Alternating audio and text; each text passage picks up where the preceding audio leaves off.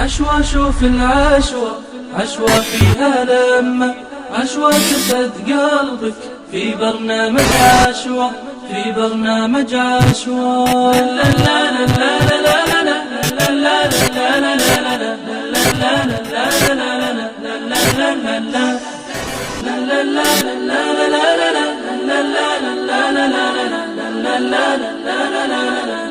لا لا لا. خير الليالي جلستنا محلاها، تجمعنا المحبة في الله الأخوة، غيمتنا التواصل وامطاره لقياكم، وازهاره ضحكاتكم في الأوقات الحلوة. غيمتنا التواصل وامطاره لقياكم، وازهاره ضحكاتكم في الأوقات الحلوة. عشوة يا ألفاتنا، عشوة ترابطنا، عشوة سعاداتنا، نبدأ خطوة بخطوة، نبدأ خطوة بخطوة، نبدأ خطوة بخطوة. أهلا هلا فيكم، بالحب نحييكم، معكم سعاداتنا في برنامج عشوة. الحمد لله رب العالمين، والصلاة والسلام على أشرف الأنبياء والمرسلين وعلى آله وصحبه وسلم تسليما كثيرا. أما بعد، أيها الإخوة والأخوات, mes chers frères et sœurs, on va débuter ce sermon en langue française, Inch'Allah ta'ala wa billahi tawfiq, avec un verset coranique où Allah subhanahu wa ta'ala dit dans le Saint-Coran: La ikraha fi din, nulle contrainte dans la religion. Qu'est-ce que veut dire ce verset, ahibbati fillah? Ce verset veut tout simplement dire, comme l'ont expliqué al-mufassiroun et comme l'ont expliqué al-ulama, les plus anciens comme les plus contemporains, qu'une personne qui n'est pas musulmane, eh bien nous en tant que musulmans, on n'a pas le droit et on n'a pas à lui imposer d'embrasser l'islam, tout simplement. Voilà ce qu'on dit al-ulama. Pourquoi? Tout simplement parce que cette religion est tellement grande, est tellement noble, est tellement belle, est tellement pure, que c'est un honneur d'adhérer à cette religion. Et pour nous rappeler aussi, ahibbati fillah, que l'islam n'a besoin de personne, mais c'est nous les êtres humains qu'on a besoin.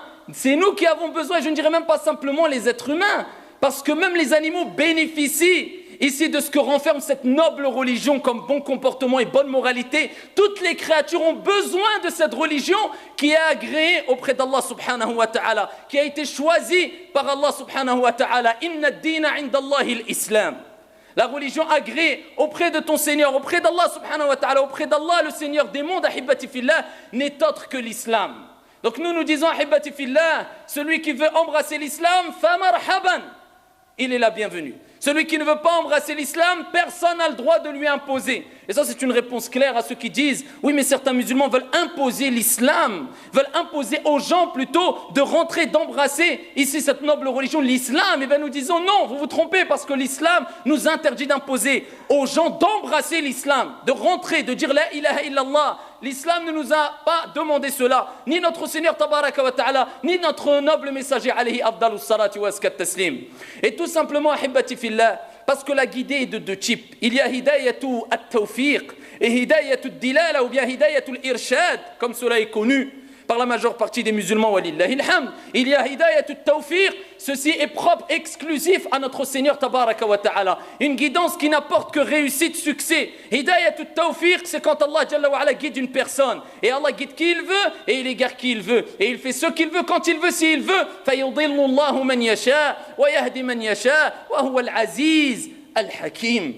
Ton Seigneur, Allah Jalla wa ala, guide qui il veut, il égare qui il veut. Donc si Allah veut guider quelqu'un, eh bien il va le guider et il va ouvrir sa poitrine à l'islam. Et il y a le deuxième ou la deuxième type de guidance qui est hidayatul irshad. Hidayatul dilala, c'est le fait de montrer la voie de la guidance, proposer aux gens, appeler les gens au sentier de notre Seigneur tabaraka wa ta'ala. De quelle manière, on va le voir incha'Allah ta'ala par la suite. Donc ça, c'est le fait de montrer la voie de la guidance, d'être la cause par laquelle Allah Jalla wa ala va guider fulan ou allan, un tel ou un tel. Amma le fait de dire je vais guider les gens, donc je vais leur imposer, ceci est une erreur. C'est pour ça que nous disons ahibbati fillah la ikraha fi din, comme on dit à l'ulama. Cela veut dire qu'on n'a pas le droit d'imposer aux gens d'embrasser l'islam, parce que cette religion est tellement grande et tellement noble que c'est un honneur de faire partie de cette religion et d'embrasser, pratiquer cette religion qui est l'islam, qui n'apporte que félicité, bonheur, réussite, fi dunya wal akhirah, ici-bas et dans le delà, et pourquoi pas? Alors que l'islam interdit quoi, ahibbati fillah? Et l'islam ordonne et appelle à quoi? Eh bien l'islam interdit tout ce qui est nuisible pour toutes les créatures. Et l'islam appelle à tout ce qui est bon et profitable pour les créatures. Donc, ahibbati fillah, y a-t-il meilleur que cette religion? Alors que l'islam interdit de boire de l'alcool, ce qui détruit des milliers de personnes, interdit de consommer des drogues, interdit de mentir, de voler, de tricher, et ordonne de se comporter bien, d'agir avec bienfaisance, avec respect, avec compassion, avec miséricorde. C'est un honneur de pratiquer cette noble religion. Celui qui veut y adhérer, famarhaban, il est la bienvenue. Wa illa, eh bien ici, nous, on n'a rien à lui imposer. Mais nous, on montre la voie de la guider aux gens, ahibbati fillah. Celui qui veut adhérer, eh bien tant mieux. Celui qui veut suivre, eh bien tant mieux. Celui qui ne veut pas, eh bien nous le respectons. Et nous agissons de quelle manière avec lui, ahibbati fillah? Avec al-bir, avec le bien. Peu importe sa religion, peu importe sa confession, peu importe sa foi, peu importe sa croyance, peu importe sa nationalité, peu importe sa couleur. C'est ça l'islam, ahibbati fillah. On agit avec le bien envers lui. Ceci est un ordre et ceci est demandé par notre Seigneur et par le prophète alayhi afdalus salati wa azkat taslim. Et maintenant, pour parler pour les musulmans, il faut savoir qu'il y a une différence très claire entre ce qu'on appelle al-wala wal-bara, ce qui est connu comme, avec une traduction approximative, l'alliance et le désaveu, et ici avec le bien, al-bir, ou bien l'amour tabi'i naturel. Je m'explique, al-wala wal-bara, l'alliance et le désaveu, eh bien n'a rien à voir avec al-bir, ici avec ce qu'on va traduire d'une traduction approximative de façon générale avec le bien, tant au niveau de la langue arabe que de la définition juridique. Ça n'a rien à voir. Ici le fait de s'allier, par exemple, dans la religion, la même croyance, ceci est interdit, bien sûr. Comme nous respectons la croyance des chrétiens et des juifs qui nous diront, nous avons la meilleure des religions, et que nous, ici, nous avons une croyance qui est la croyance vraie et véritable. Ils le disent, les juifs, et ils le disent, les chrétiens, et ils le disent, les bouddhistes, et les athées disent, nous, on a la vérité. Chacun doit dire ce qu'il veut. Personne n'a droit d'imposer à l'autre, d'accord, sa propre croyance pour embrasser sa propre, ici, religion. Comme nous, on n'a pas le droit d'imposer aux gens d'embrasser l'islam. Eh bien, ça doit aller dans les deux sens, et on respecte. Comme eux, ils le disent, eh bien nous disons, ahibbati fillah, nous considérons que nous avons la vraie croyance et la seule religion vraie. Il n'y a pas plusieurs religions. Comme eux, ils vont dire ceux qui ont la religion de vérité. Nous disons avec fierté, il y a une seule religion de vérité dans la religion qui est l'islam. Ceci a été exposé quand Allah Jalla wa Ala dit, et celui qui cherche ou qui veut apprendre ou prendre une autre religion en dehors de l'islam, eh bien rien ne lui sera ou cela ne sera pas accepté de lui. La religion agréée auprès d'Allah Azza wa Jalla, ce n'est autre que quoi? Ce n'est autre que l'islam. Mais cela ne nous empêche pas d'agir en bien. Et au contraire, ça ne nous empêche pas, on se doit obligatoirement d'agir en bien envers les musulmans et les non-musulmans, envers toutes les créatures, comme on va le voir, même envers les djinns. Même envers les djinns, même envers les djinns. On va le voir, incha'Allah ta'ala. Al-wala wal-bara, le fait de s'associer dans la croyance. Dire par exemple, moi j'aime un non-musulman pour sa croyance, c'est-à-dire j'aime sa croyance. Et j'aimerais bien adhérer à sa croyance. Ceci est interdit dans l'islam. Comme dans les autres religions, ceci est interdit. Eux, ils vont dire non, tu dois adhérer qu'à une croyance, à une religion. Tu ne peux pas être juif en même temps chrétien. Eh bien, nous disons, tu ne peux pas être musulman, en même temps te dire, on va faire une association et on va réunir les trois religions, je dis bien dans le sens. Ce n'est pas de faire des rencontres interculturelles et culturelles, non. Dans le sens, on va dire, on va faire une seule religion. Non. Ça, ce n'est pas possible, ça, wal'iyadhu billah. Et ça, c'est contredire le Coran wa sunna bi fahmi salaf al-umma. Walakin dire le respect et la bonne entente, et la compassion, et l'amour naturel, ceci, il n'y a pas de problème. Ça, on va le voir dans les détails, incha'Allah ta'ala. Comme s'allier avec un non-musulman pour porter préjudice, ou alors porter atteinte, ou bien opprimer. Déjà, cela est interdit, même envers des non-musulmans. Même si c'est des musulmans qui s'associent et qui s'allient pour opprimer des non-musulmans, ceci est interdit. Que dire de s'associer entre non-musulmans et musulmans pour opprimer, peu importe, musulmans ou non-musulmans. Ceci est strictement interdit. Cela est interdit de le fait de s'associer, de s'allier avec qui que ce soit. Et là, on va parler particulièrement avec des non-musulmans pour opprimer, ou tuer, ou faire du mal, ou attaquer des gens innocents, et encore pire, des gens innocents parmi les musulmans. Cela, on est d'accord, et il y a unanimité des gens de science sur cette question-là, hibbati fillah. Amma s'associer avec des non-musulmans pour le bien, pour la vérité, pour des choses qui ne sont pas blâmables, contraires à la religion, ceci est demandé. Car la meilleure des créatures, alayhi afdalus salati wa azkat taslim, l'a fait. Comme dans le pacte d'Al-Fudul, ici peu avant la révélation Al-Wahi, ce qui est connu dans la sira, la biographie du prophète alayhi afdalus salati wa azkat salam, le prophète lui-même, il s'est allié avec ici des Quraysh qui n'avaient pas qui n'avaient pas adhéré à cette noble religion, ça c'était avant la révélation, avant la religion de l'islam, avant la venue de l'islam, eh bien il s'est allié avec eux pour défendre toute personne opprimée après qu'une personne avait été opprimée. Ils s'étaient mis d'accord. Et après l'islam, après le wahi, après la révélation, quand le prophète il a parlé de ce pacte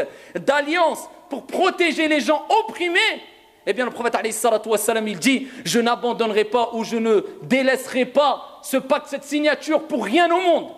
Ce que j'ai fait, ce pacte-là, je ne l'abandonnerai pour rien au monde. Je ne le regretterai pour rien au monde. » C'est-à-dire qu'il a montré que le fait de s'allier pour le bien, de s'entraider, ça rentre dans l'entraide, al-bir, permise avec les musulmans ou non musulmans, plus que cela, demandé. Il n'y a pas de mal. Il n'y a aucun mal à cela, hibbati fillah. Mais amma, le fait d'agir en bien avec al-bir, eh bien cela est demandé, cela est recommandé, cela est obligé, obligatoire. Ahibbati fillah, d'agir avec le bien, avec un bon comportement, avec l'ensemble, je dirais pas des gens, avec l'ensemble des créatures. Ça veut dire avec les animaux, ça veut dire avec les êtres humains, ça veut dire même avec les djinns, na'am. Et même dans nos pratiques, comme le prophète alayhi salam il dit quand vous sacrifiez une bête dans ta pratique, fa'ahsinu, soyez, agissez avec ici bienfaisance et de façon complète et bien. Quand vous allez sacrifier votre bête, quand tu parles, quand tu travailles, etc. Même dans tes pratiques, tu dois agir avec le bien, de façon conforme, de façon aimée, agréée par Allah Jalla wa ala et son messager alayhi salatu wassalam. Et de nuire envers les créatures, ceci est interdit. Volontairement ou involontairement, il faut s'en écarter, il faut faire très attention. La preuve de cela, même envers les djinns. Vous connaissez le récit, je pense, ici où le compagnon qui venait de se marier, eh bien, il est parti à une expédition. Eh bien, le prophète, alayhi salatu wassalam, quand il l'a vu, il a su qu'il venait de se marier. Il lui a donné l'autorisation de rejoindre son épouse. Il venait juste de se marier. Et donc, le prophète, alayhi salatu wassalam, il a dit, va rejoindre ton épouse. Quand il est arrivé, il a vu son épouse dehors, à la porte. Il s'est mis en colère. Il dit, comment ça? Je viens de façon imprévue, je vois mon épouse dehors. Donc, qu'est-ce qui se passe? Et donc, son épouse, elle lui a dit, attends. Rentre dedans et tu vas voir, tu vas comprendre la situation. Rentre dans la maison. Donc, ce compagnon, radiyallahu ta'ala anhu wa arda, est rentré dans la demeure et il a trouvé un serpent, hayya, dans son lit. Et qu'est-ce qu'il a fait ce compagnon? Il a pris sa lance et il l'a tué. Et le prophète alayhi salatu wassalam dit, on ne sait pas exactement qui est mort le premier, mais les deux sont morts. Et là le prophète il a recommandé ici et il a montré la spécificité de cette situation. Parce que de façon générale, le prophète alayhi salatu wassalam, il dit, et quand on est même dans la prière, eh bien on a le droit de faire des gestes, de bouger, ça rentre dans la jurisprudence, pour tuer al-aswadayn, kama qala alayhi salatu wassalam, les deux noirs, al-aqrab wal-hayya, c'est-à-dire le scorpion et ici le serpent. On dit les deux noirs par rapport à la prédominance de la couleur du scorpion. Ala kulli hal, ça c'est une autorisation générale de tuer tout animal nuisible. Ici, que ce soit un serpent, que ce soit des insectes, peu importe. Mais il montre la spécificité de cette situation. Et il dit, par contre, si vous avez un serpent chez vous, eh bien ne le tuez pas avant de lui demander à 3 reprises de sortir de la maison. Parce que peut-être c'est un djinn. Et là, la personne, les compagnons, radiyallahu ta'ala anhum wa ardahum, ils ont pris en considération cette parole prophétique parce qu'ils ont vu ce compagnon mourir à hibbati fillah. Et il savait qu'il était mort parce qu'il a tué sûrement un juif, un djinn, c'est pas un absus révélateur, un djinn, juif, ça commence par J, un djinn. Donc ici, il l'a tué, il est mort. Et de là, le prophète, il dit à 3 reprises, dites-lui de sortir, peu importe la langue, ukhruj. Il ne veut pas sortir, le prophète, il dit, vous êtes sûr que ce n'est pas un djinn. Donc à ce moment-là, tu le tues. Pourquoi? Parce que si tu le tues rapidement et c'est un djinn, tu lui as porté préjudice, tu ne l'as pas prévenu. Et les djinns ont une vie. Je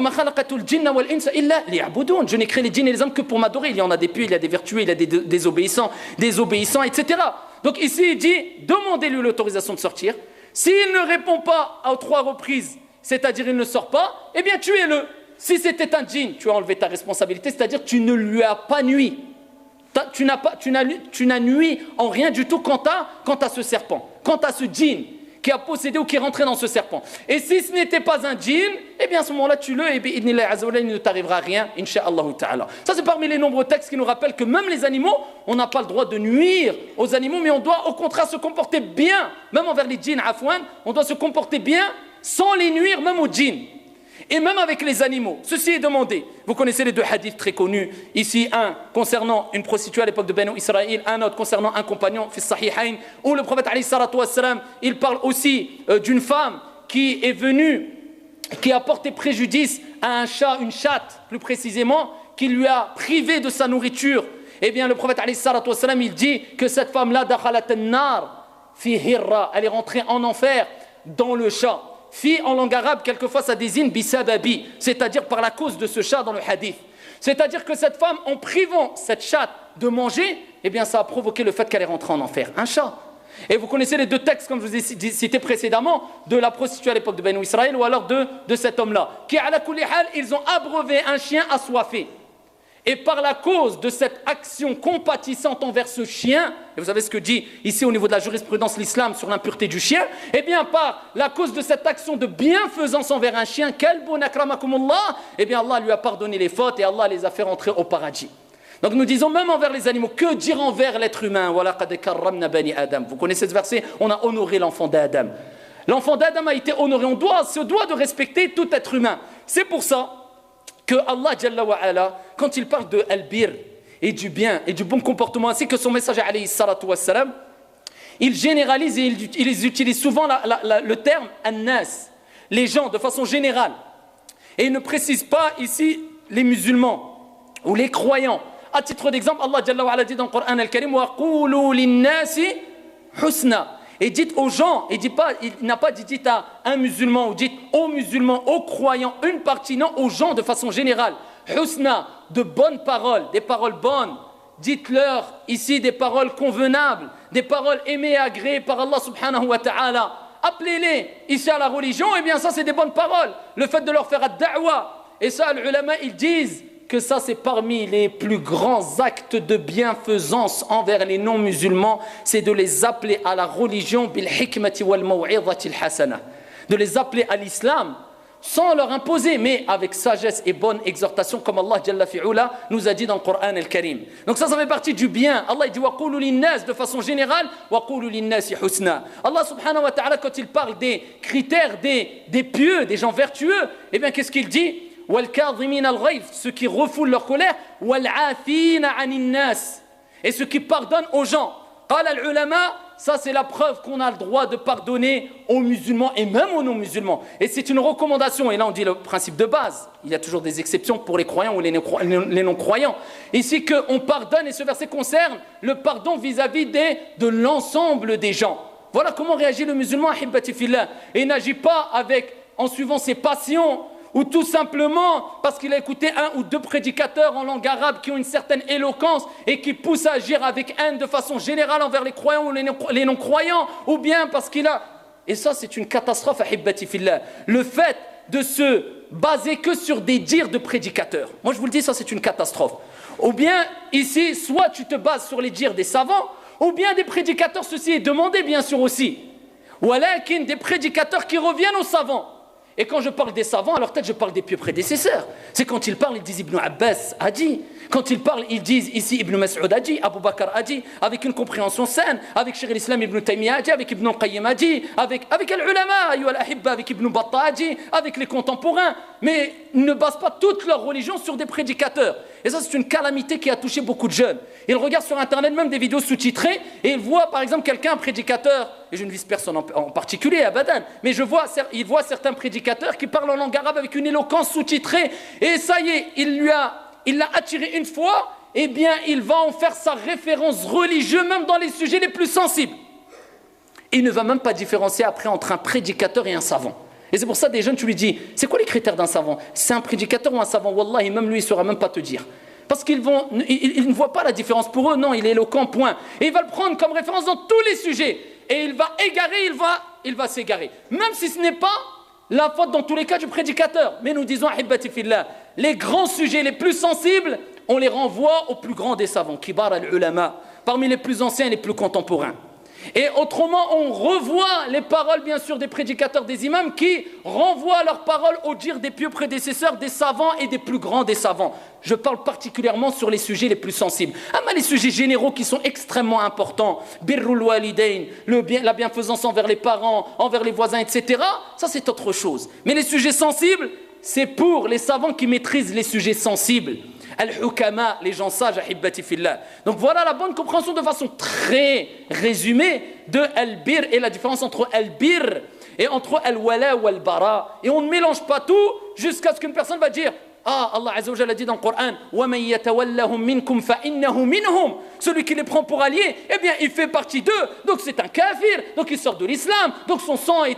Wal'iyadhu billah. On a entendu des paroles comme ça, Ajib. Subhanallah, est-ce que tu as étudié dans les détails le sujet qui est hukm al-takfir, le jugement du takfir? Est-ce que tu sais, il se positionne où dans les livres de jurisprudence, le sujet de takfir? À la fin, les gens, ils ont laissé tout le livre, ils sont partis dans les sujets les plus sensibles.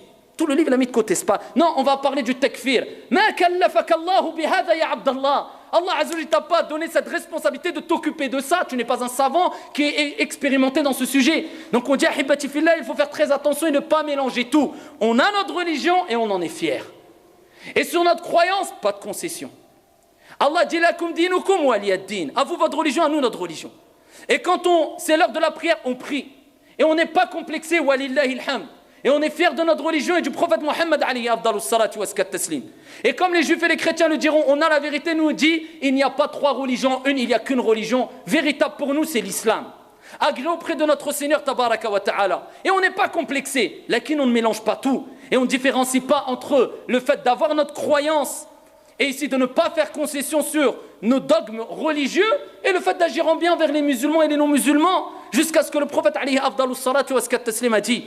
Écoutez, à titre d'exemple, rapporté par Abu Daoud et d'autres authentifiés par Sheikh Al-Albani rahimahullah ta'ala, le prophète alayhi salatu wa sallam, il dit, celui qui ici va agir avec injustice, al-zulm, envers une personne, mu'ahidan, et où il y a un pacte de sécurité, un pacte de paix entre toi et lui, c'est-à-dire il n'y a pas de tromperie, tu le vois, il te voit, il sait que vous êtes en sécurité. Parce que man ghasha falaysa minna, celui qui triche, celui qui nous trompe ne fait pas partie des nôtres.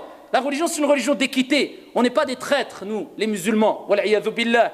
Celui qui va commettre une injustice envers une personne qui est sous un traité de paix, ou bien, le prophète alayhi salatu wa sallam, il dit, ou bien qui va lui imposer une charge au-dessus de sa capacité, ou bien qui va lui imposer une charge au-dessus de sa capacité, ou bien qui va lui priver d'un droit sans qu'il le veuille, sans qu'il donne son consentement, tu vas lui voler une chose. Ou bien, le prophète il donne des exemples. Le prophète alayhi salatu wa salam, à la fin du hadith, il dit quoi? Eh bien, je serai son adversaire au jour de la résurrection. Je serai son adversaire au jour de la résurrection. Et plein de hadiths ici sont rapportés bisanadin sahih concernant al-mu'ahid, al-musta'min, ceux qui sont sous un pacte de sécurité, soit vivant dans des pays musulmans ou soit vivant dans des pays non musulmans. C'est-à-dire que tu es soumis à un pacte, un traité de sécurité. Tu n'exportes pas les problèmes. Comme il est relaté dans Sahih al-Bukhari, quand il y a le compagnon qui était venu voir le prophète alayhi salatu wa salam et qui lui avait rappelé qu'on l'a relâché, mais sous condition, en disant tu ne participeras pas avec Mohammed ici au combat contre nous. Et il a voulu participer, le prophète alayhi salatu wa salam, il a rappelé que quoi? Le musulman il triche pas, le musulman il respecte ses engagements, il a dit tu t'es engagé, khalas, mets-toi sur le côté. Voilà, on n'exporte pas, on est juste, on est équitable, on est clair, on n'est pas des traîtres. Donc il y a un traité de paix, al-ulama, al-mutahaqqiquna bil-ilmi shar'i fas'alu ahla dhikr. Mais maintenant, qui sont les savants pour les jeunes d'aujourd'hui? On ne sait même plus. Et comme disaient certains salafs, Al-jahilu la ya'rifu rutbata nafsihi fa kayfa ya'rifu rutbata ghayrihi. L'ignorant ne connaît pas son niveau, comment il va connaître le niveau d'autrui? Il ne sait même pas c'est qu'est un savant, un prédicateur. Et donc ici, ahibati fillah, nous disons, il y a un traité de paix, les ulama, ils ont dit quoi? Le traité de paix, ici, il est représenté par les accords. Ici, qui ont été donnés pour que tu puisses rentrer dans un pays non musulman, pour que le non musulman rentre dans un pays musulman, comme le visa, les accords qui ont été mis en place à notre époque, le visa, le passeport, etc. C'est-à-dire tu es rentré en sécurité, tu ressors en sécurité. Ils sont rentrés en sécurité, ils ressortent en sécurité. Nous sommes des musulmans, hibbati fillah. Est-ce que nous sommes en guerre en France? Billahi alaykum. Est-ce qu'on a le droit d'exporter les problèmes, hibbati fillah? Est-ce qu'on a le droit de dire oui, ah non, on n'est pas en traité de paix? Subhanallah, quand tu sors de la mosquée, on te met une arme devant la tête, on te dit tu rentres pas dans la mosquée. Tu sais c'est quoi la sécurité? Ouvre tes yeux, allume la télé et regarde ce qui se passe en Syrie, en Palestine, et tu vas voir c'est quoi le bienfait qu'on est en train de vivre et la sécurité qu'on est en train de vivre. Soit il y a des problèmes, soit il y a des racistes, soit il y a de l'injustice, et c'est une réalité et on n'est pas complexé de le dire. Lakin, regarde notre état par rapport à l'état de ce qui se passe autour de toi. Quand tu es malade, est-ce qu'ils vont dire non, on va te finir parce que tu n'es pas un chrétien ou un juif ou un athée Au contraire, ils ne te demandent même pas ton argent, ils ne te demandent même pas ta carte CMU, ils te soignent d'abord. Cette miséricorde, on l'a mis de côté. Alors que le prophète alayhi afdalus salatu wa taslim, il nous rappelle que nous les musulmans, on doit être les premiers à agir avec miséricorde. Il dit man la yarham la yurham. Celui qui n'agit pas avec miséricorde, on ne lui fera pas miséricorde. Le prophète, alayhi salatu wassalam, si on réunit tous les textes coraniques et hadiths authentiques, on voit très bien que le comportement de base du prophète, alayhi salatu wassalam, c'était quoi? Ar-Rahma, la miséricorde. Wa ma arsalnaka illa rahmatan lil alamin. Regardez Allah comment il a décrit le prophète, on t'envoie qu'en tant que miséricorde pour l'humanité. Et il y avait des moments où le prophète se mettait en colère, des moments où le prophète il a combattu, bien sûr. Et là on va pas lui dire oui, il était dans le combat, il va offrir des fleurs à son adversaire. Ça existait dans quelle religion cela?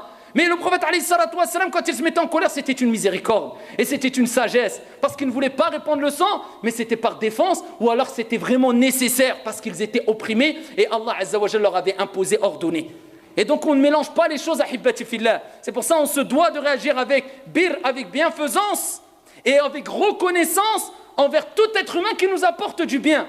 Garde ta religion, mais nous, ahibbati fillah, on vit à travers la réalité des choses, et la réalité des choses est qu'on se doit d'agir avec le meilleur des comportements, et ça c'est une da'wa, ahibbati fillah, imposée à tous les musulmans et les musulmanes selon leur capacité, c'est-à-dire la da'wa de transmettre cette noble religion à travers la parole et le bon comportement envers les musulmans, et particulièrement aujourd'hui, pour notre cas, envers les non-musulmans, pour leur montrer que cette religion, hada din dinu salam, c'est la religion de la paix, et c'est la religion du respect, et c'est la religion, ahibbati fillah, qui appelle au bien envers toute créature, ahibbati fillah.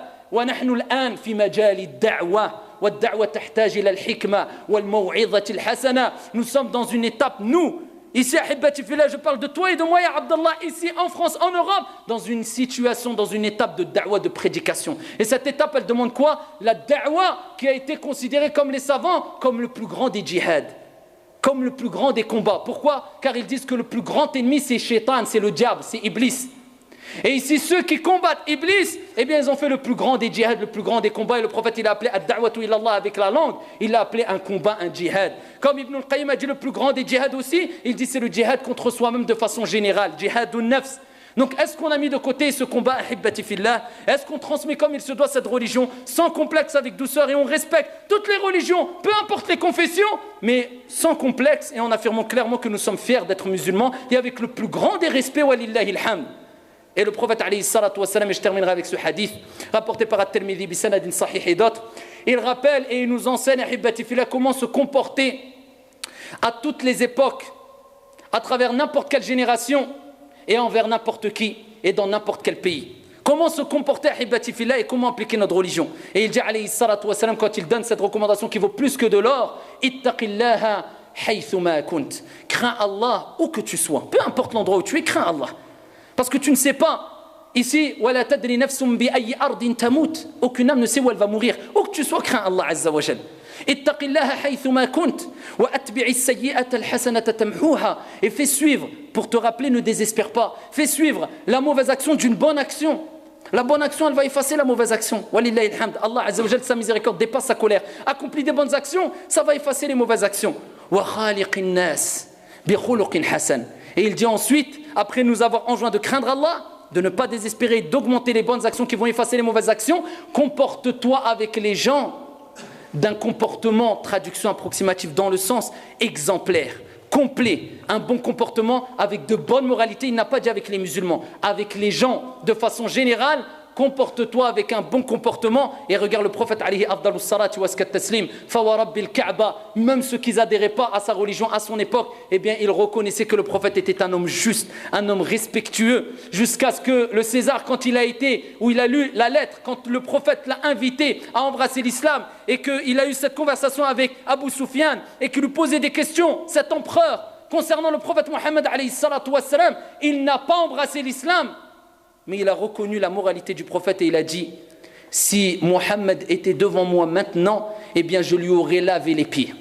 Et cela, il l'a dit de façon claire, sans embrasser l'islam, pour reconnaître ici la justice, l'équité, le comportement, la moralité et le degré et le rang qu'avait Mohammed alayhi afdalus salati wa askat taslim. Wallahu ta'ala a'lam wa ahkam. Inna Allaha wa malaikatahu yusalluna 'ala an-nabi ya ayyuhalladhina amanu sallu 'alayhi wa sallimu taslima. Allahumma salli wa sallim wa zid wa barik 'alayhi wa 'ala alihi wa sahbihi ajma'in. شوف العشوة عشوة فيها لمة عشوة تسعد قلبك في برنامج عشوة في برنامج عشوة.